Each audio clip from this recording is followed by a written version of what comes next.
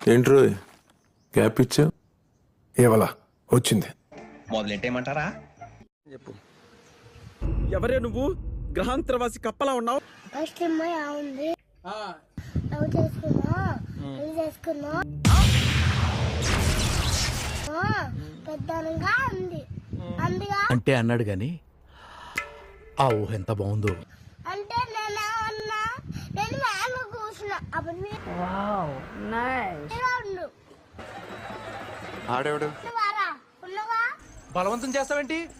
ఇంతమంది దానిలో ఉంటే ఏమనుకుంటారు వాళ్ళు ఎవరు?